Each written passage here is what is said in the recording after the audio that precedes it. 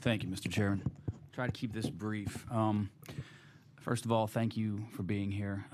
I appreciate the work that you're doing, and there are professionals around the Commonwealth doing great work.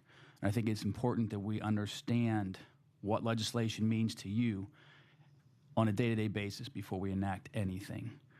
This discussion for me has been very painful. Every time we talk about this subject, I see my brother in his coffin because it was only 4 years ago.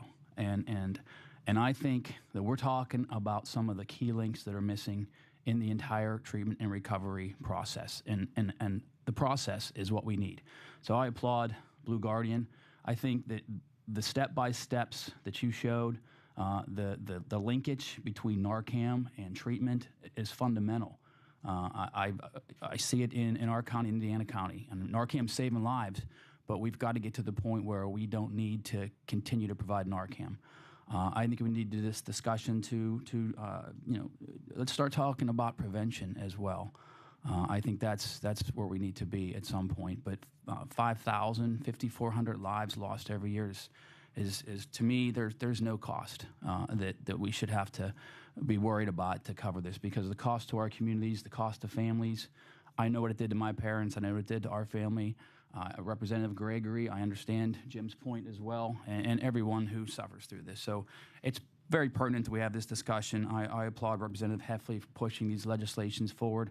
But I have a couple of questions, I think, pertaining to, first of all, Blue Guardian. I know we want to keep this brief because we're running out of time, but how has that program been received in the community?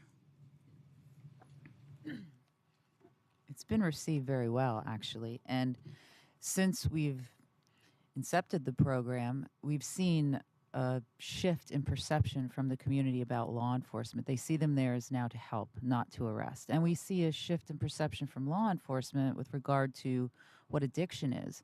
It's not the face you think you used to know. It's constantly changing.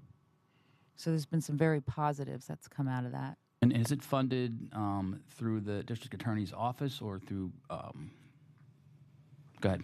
It is a combination of the district attorney's office for his staff and support, but it's also funded through single county authority. Okay.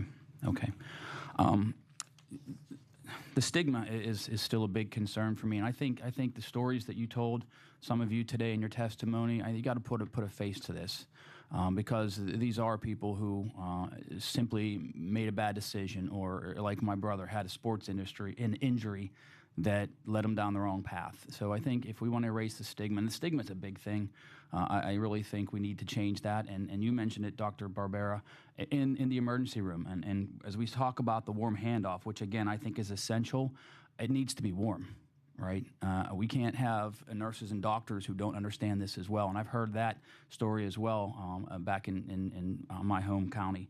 So we need to make sure that as we push this legislation forward, I think all the items in here are so important. I think that's the only couple of questions that I had.